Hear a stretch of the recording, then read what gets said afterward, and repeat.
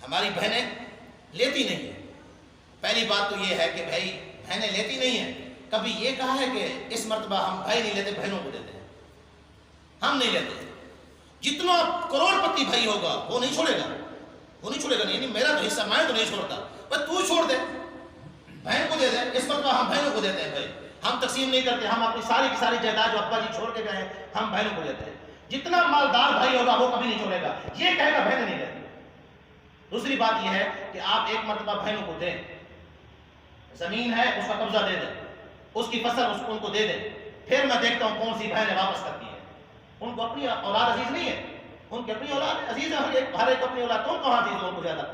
بھائی بعد میں ہے، پہلے اپنی اولاد ہے، آدمی کو اپنی اولاد کی فکر ہوتی ہے۔ تو یہ صرف ڈرامہ ہوتا ہے ہمارے ہاں، اور کوشش کرتے ہیں بہنوں سے زبانی طور پر کہلواتے ہیں، وہ بیچاری دباؤ میں آ جاتی ہیں کہ پتہ نہیں کیا کریں گے، برادری ختم ہو جائے گی، جو رشتہ ہے وہ کیا ہو جائے گا، ختم ہو جائے گا۔ وہ کہتی ہے کہ ہاں ہم نے تمہیں دے دیے، یہ زبانی طور پر یہ اعتبار بھی نہیں ہے۔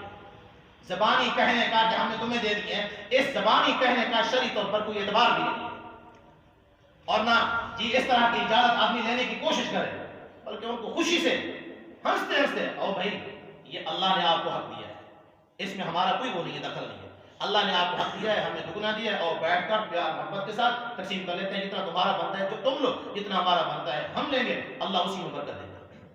اگر تم نے کھانے کی کوشش کی، اللہ کو بڑے طریقے آتے ہیں، اس ذات کو بڑے طریقے آتے ہیں نکالنے کے، وہ اس طریقے سے نکالے گا تمہیں خبر بھی نہیں ہوگی۔ تم کہو گے ہمارا جی یہ نقصان ہو جاتا ہے، یہ نقصان ہو جاتا ہے، یہ نقصان ہو جاتا ہے، وہ نقصان کیوں ہو رہا ہوتا ہے؟ نقصان اسی کی وجہ سے ہو رہا ہوتا ہے، تم نے دوسروں کا حق دبایا ہوتا ہے، تم نے دوسروں کا حق دبایا، وہ تمہارا نقصان ہوتا رہے گا، نکلتی رہے گی۔ انسان سمجھتا نہیں ہے، ہمارے یہاں یہ نا بجلی چوری کا رواج ہے، ہمارے ساتھی بجلی چوری کرتے ہیں، بجلی کہتے ہیں یار کیا کریں، گورنمنٹ کا مال ہے، گورنمنٹ کا مال نہ چرائیں، یہ نہ کہیں، گورنمنٹ تو ماں باپ ہے۔ انسان 2000 3000 بل ادا نہیں کرتا، اور یہ جرم عام جرم نہیں ہے، یہ چوری عام چوری نہیں ہے، یہ پوری 22 کروڑ پاکستانی عوام کی چوری ہوتی ہے۔ ایک آدمی نے ایک کا مال چوری کیا، ایک آدمی کا میرا مال کس نے چرا لیا، اب اس کی معافی آسان ہے، وہ مجھ سے آئے گا معافی مانگ لے گا، معاف کر دوں، اس کی معافی آسان ہے۔ یہ بجلی چوری کی چوری جو ہے نا، یہ عام چوری نہیں ہے، یہ 22 کروڑ سے کیسے معاف کرائے؟ کہتے ہیں یار کیا کریں، وہ 2000 3000 بل نہیں دیتے، لیکن اللہ جل شانہ وہ 2000 3000 4000 سے اس سے زیادہ اس کے گھر سے نکال لیتے، لیکن سمجھ نہیں آتی۔ کبھی بچہ بیمار ہو گیا، کبھی بیوی بیمار ہو گئی، کبھی کوئی اور بیمار ہو گیا، وہ سارے کے سارے دوائیوں پر کیا ہو گیا، خرچ ہو گیا، سمجھ نہیں لگتی۔ تو اس لیے بھائی جی جو جس کا حق بنتا ہے، جتنا حق بنتا ہے اس میں ڈنڈی نہ مارے، پورے کا پورا حق ہر آدمی اپنی بہنوں کو بلا کر، اور بھائی تمہارا اتنا حق ہے، اللہ نے تمہیں دیا ہے، ہم دے، اور اگر نہیں دو گے، اور اس میں نابالغ بچے بھی ہوتے ہیں، بسا اوقات جی وارثوں میں نابالغ بھائی بہنیں ہوتی ہیں، یہ بڑا ان کا کھا جاتا ہے، بڑا ان کا مال کھا جاتا ہے۔ اللہ نے قرآن کے اندر اعلان فرمایا، ان الذين ياكلون اموال اليتامى ظلما انما ياكلون في بطونهم النار، فرمایا جو لوگ یتیموں کا مال ناحق کھاتے ہیں، اب وہ یتیم ہے جو نابالغ ہے، وہ یتیم ہے، فرمایا جو ان کا مال ناحق کھاتے ہیں، کہا یہ اپنے پیٹوں کے اندر جہنم کے انگارے بھر رہے ہیں، یہ جہنم کے اندر ہمارے ہاں جی یہ۔ اور دوسرا یہ ہے کہ بھائی اگر باپ کوشش کرے گی، اولاد باپ جب آخری عمر میں آئے گا کوشش کرے گی بیٹے کہ کسی طرح اس باپ سے جائیداد جو ہے یہ سارے انتقال کروا لیں، انگوٹھے لگوا لیں، کوشش کرے گی۔ کوئی دیندار باپ ہوگا وہ کوشش کرے گا، وہ کہے گا نہیں بھائی میں کسی کو محروم نہیں کرتا، میں کسی کو محروم نہیں کرتا جی۔ کیوں؟ اس لیے کہ حدیث پاک میں ہے جو آدمی کسی وارث کو اس اپنی میراث سے محروم کرے گا، اللہ اس کو جنت کے حصے سے محروم فرما دے گا۔ جو وارث کو محروم کرے گا کسی کو، اللہ اس کو جنت کے حصے سے محروم فرما دے گا۔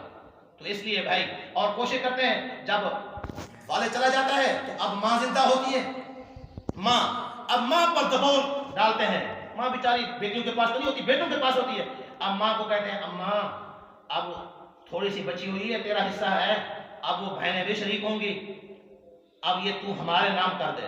بیچاری روٹی کھاتی ہے ان کے گھر سے، اس کو بار بار پریشان کیا جاتا ہے، اماں یہ ہمیں دے کر جا، ان کو پھر بعد میں جھگڑے ہوں گے، پھر بعد میں کیا ہوں گے، فسادات ہوں گے، یہ پہلے سے تو ہمارے نام کر کے جا۔ اماں سمجھدار ہوگی تو وہ کہے گی نہیں بیٹا نہیں، روٹی دینی ہے دو، میں اپنے جہنم کے انگارے نہیں بھرتی، میں اپنی قبر کو جہنم کے گڑھا نہیں بناتی۔ تو اس لیے میرے عزیز و محترم بھائیو، شریعت نے یہ سارے کے سارے مرنے والے کے مال کے متعلق حقوق بتلائے ہیں۔ سب سے پہلا حق اس کے کفن دفن کا انتظام کرنا اس کے مال سے، دوسرا حق اس کے قرضے کا فوری طور پر بندوبست کرنا، ورنہ سرکار دو عالم صلی اللہ علیہ وسلم نے مقروض آدمی کا جنازہ نہیں پڑھا جی قرضے کا۔ ہمارے ہاں یہ رواج ہے دیگے پکائیں گے، دیگے 100 دیگ پکا دیں گے، 200 پکا دیں گے، 50 پکا دیں گے، 5 پکا دیں گے، دیگے پکائیں گے۔ کیوں دیگے نہیں پکاتے؟ لوگ کہیں گے باپ کی خیرات ہی نہیں کیا، باپ کی خیرات ہی نہیں کی، مر گیا مردود نہ فائدہ نہ دو جی۔ لوگ یہ کہیں، لوگوں کی شرما شرمی کے اندر کیا کریں گے؟ خیرات کریں گے، شرما شرمی کے اندر قرضہ نہیں ادا کریں گے، خیرات کریں گے، اس پر 10,000 ہے، 15 ہے، 20 ہے، 50 ہے، اس خیرات پر لگائیں گے، قرضہ ادا نہیں کریں گے۔ یاد رکھنا بھائیو، یاد رکھنا جی، اس خیرات کا آپ جتنی دیگے پکائیں قرضہ ادا نہیں کریں، اس خیرات کا رتی کے برابر بھی فائدہ نہیں ہوگا، مرنے والے کو اس خیرات کا رتی کے برابر فائدہ نہیں ہوگا۔ دوسرا حق قرضہ ہے، اور تیسرا حق جائز وصیت ہے۔ چوتھے نمبر پر آ کر میراث کی تقسیم ہے جی، جب آدمی دنیا سے چلا جائے فوراً وہ سوال بنائیں، اپنے علماء سے پوچھیں بھائی اتنے وارث ہیں ہم، اتنے بہنیں ہیں، اتنے بھائی ہیں، اتنی یہ بیوہ ہے، ہماری میراث کس طرح تقسیم ہوگی؟ فوراً فتویٰ لے کر فوراً تقسیم کر دینا چاہیے۔ تو اس پر بھائی ان 4 باتوں پر آپ عمل کریں گے۔ پہلی یہ ہے کہ کفن دفن کا انتظام خود اس کے مال سے کرنا، یہ شاپر والا معاملہ چھوڑنا ہے، یہ شاپر والا معاملہ چھوڑو، یہ شاپر والا، یہ آگے کپڑے والا معاملہ کہ پیسہ اس میں ڈالیں گے تو ہم قبر کھودنے والے کو دیں گے، غریب ہے تو ضرور بندوبست کرو، مالدار ہے تو اس کے مال سے بندوبست کرو، یہ شاپر وغیرہ والا نظام چھوڑو۔ دوسری بات یہ ہے کہ بھائی اس کے جائز وصیت جو ہے، قرضہ اس کا ادا کرنا ہے، قرضہ اس کا ادا کریں گے آپ اپنے وارث کا، پہلے بھی جو دنیا سے چلے گئے ہیں، غلطی ہو گئی، آج بیان سن لیا، آج بات سن لی، غلطی ہو گئی بھائی ہمارا باپ چلا گیا دنیا سے، ہم قرضہ نہیں ادا کر سکے، تو آج ہی قرضہ ادا کر دیں، تو کریں گے انشاءاللہ اس کے لیے۔ تیسری بات یہ ہے کہ وصیت کر کے گیا ہے تو وصیت پر عمل کریں۔